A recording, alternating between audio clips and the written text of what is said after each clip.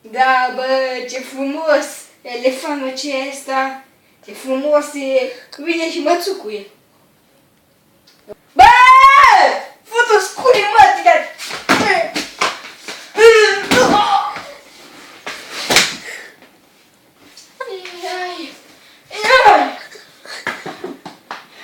Să pun.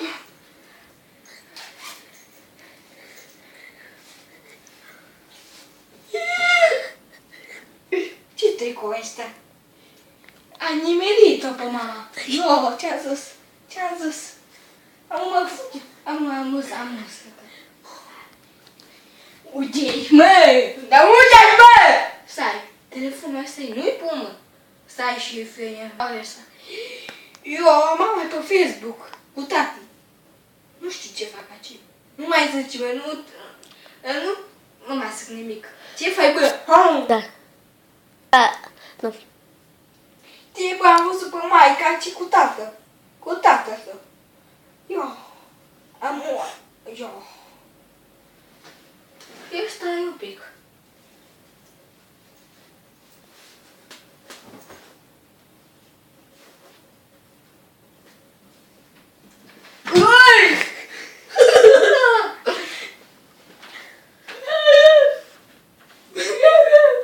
Vă place videoclipul, dați un like. Dacă vă place videoclipul, dați un like. Dacă mai vreți un pic, bă, maica.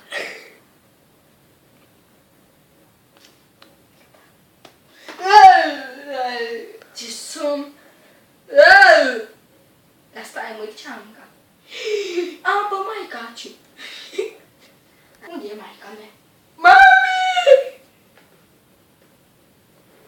Ia! Mami, nu-ți m-a zis nimic. Da, ce? Ce frumoasă e mami, mă. Doarme. Tragă și o... Mă. Nimă, maica doarme cu pizda sus. Mami! Ce muștă, mă! Nu. Au! M-a curentat, mă! Câte ceasul, mă? Câte ceasul? 8? 54. Nu. Eu vreau și o fut pe maica mea. Da, și o văd. Wow! Mami moare! Ce asta? Cine a dat Dumnezeu, mă? A dat Dumnezeu cheii? Că nu a dat și eu. Futu-te în gură. Câine, mă câinești. Mami! Da și suc. Tată! Asta e. Wow, ce faină! Ce pericole!